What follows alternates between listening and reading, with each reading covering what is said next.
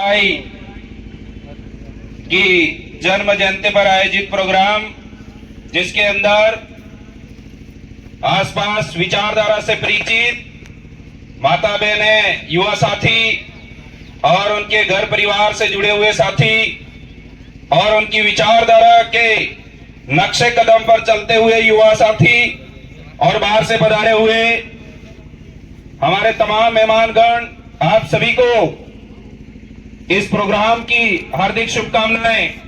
साथियों, भाई के बारे में बहुत सारी चीजें आपको समझा दी है, बता भी दी है।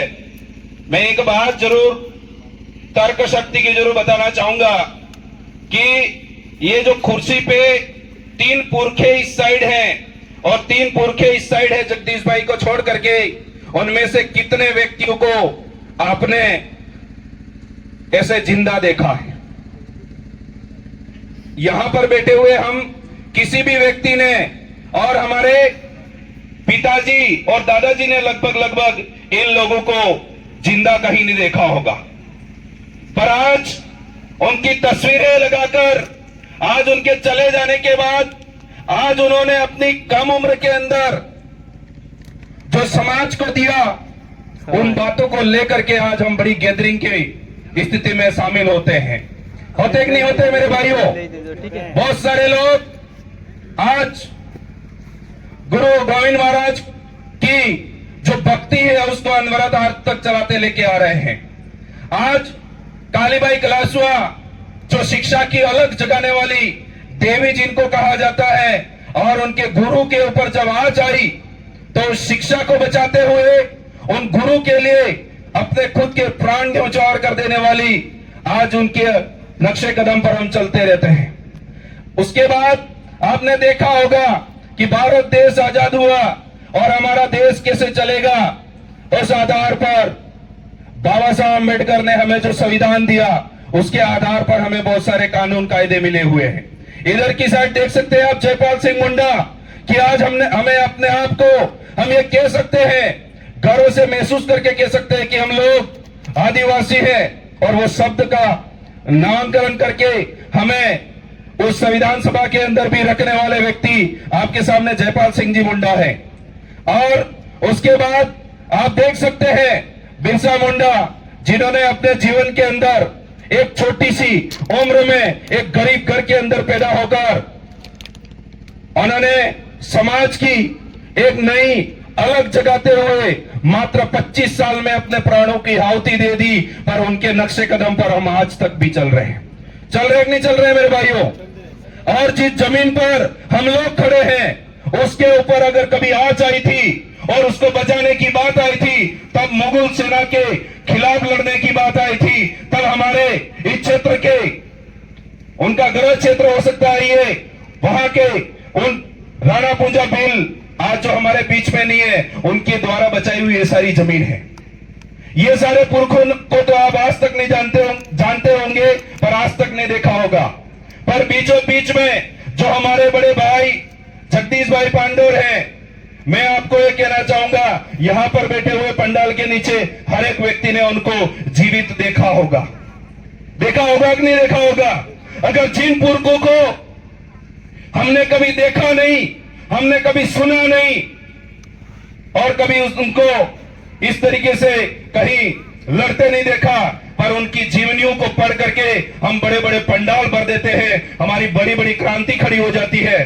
तो इस व्यक्ति को तो हमने देखा भी है और सुना भी है। क्या इनकी बातों को हम आगे ले जाकर के हमारे समाज के अंदर उनको विचारधारित कर सकते हैं कि नहीं कर सकते मेरे भाइयों?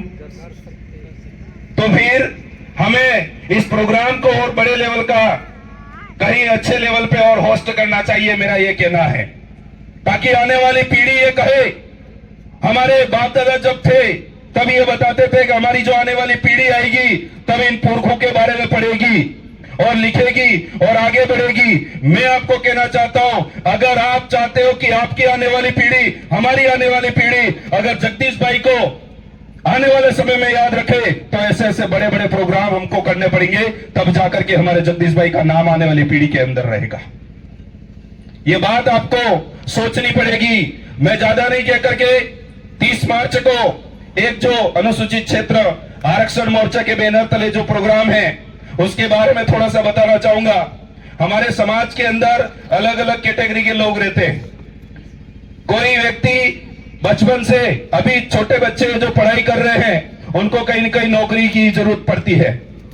उसके बाद जिन्होंने पढ़ाई लिखाई नहीं की, जो खेती बाड़ी का काम करते हैं या फिर बाहर जाकर के रोजगार कर रहे हैं, उनको भी यहां रोजगार की जरूरत पड़ती है।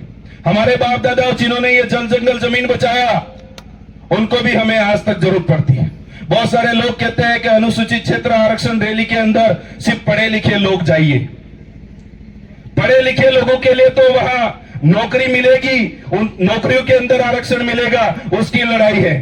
पर अनपढ़ कहता है मैं तो पढ़ा लिखा ही नहीं हूं, मैं क्यों जाऊंगा इस रैली के अंदर। मैं ये कहना चाहूंगा कि आपको भी उसके अंदर आरक्षण मिलेगा। क्यों? क्योंकि हमारे इलाके के अंदर बहुत सारी ऐसी खदानें हैं, उन खदानों के अंदर हमको आज तक आरक्षण नहीं मिलता है मेरे भाई। उसकी लड़ाई भी उस दिन लड़ी जाएगी, इसलिए आपको आना पड़ेगा। बहुत सारे बुजुर्ग कहते हैं ये तो पढ़े लिखों का काम है, हमारी क्या जरूरत है वहां पर। मैं आपको कहना चाहता हूं, जो बाप दादाओं ने आपको ये पुश्तौनी जो जमीन दी है उसको बचाने की बारी आएगी, तब आपको आना पड़ेगा वहां पर। नहीं तो ये भूमाफिया आपके इलाके के अंदर बड़ी बड़ी आंखें निकाल करके बैठे हुए हैं और रात को किसी को खरीदते हैं और दिन में उसके खिलाफ उसको भड़काते हैं, और ज्यादा नहीं भड़क रहा है तो कितनी जाएगा यूं करके उसको भी खरीद लेते हैं। और आज छोटी छोटी जो जमीन बची है उसके लिए हम दो भाई आपस में झगड़ जाते हैं। इसीलिए 30 मार्च के दिन होने वाले प्रोग्राम के अंदर आप माता बहने, बुजुर्ग, युवा साथी, तमाम साथी आकर के उस प्रोग्राम को सफल बनाएं। और साथ ही एक बात जरूर मैं बताना चाहूंगा कि जगदीश भाई की कमी आपके लिए क्या मायना रखती है वो मुझे नहीं पता, पर मैं इस मंच पे खड़ा होकर के ये बात जरूर एक दावे के साथ कह सकता हूं कि आज अगर वो भाई, वो बेबाक आवाज आज अगर हम मेरे साथ खड़ा होता ना, तो आज ही आपका भाई विधानसभा के अंदर होता। ये बात मैं आपको कह रहा हूं। मैं ये पुरजोर से और अपनी नम आंखों से ये जरूर कह सकता हूं कि अगर वो भाई मेरी उस विधानसभा के अंदर मेरे साथ अगर कंधे से कंधा मिला करके खड़ा रह गया होता ना, तो आज बात कुछ और होती।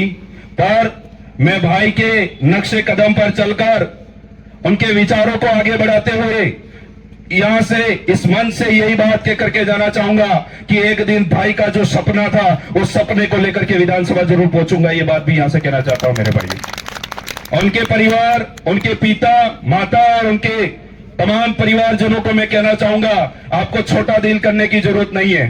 2015 के अंदर मेरी भी मदर की डेथ हो गई थी।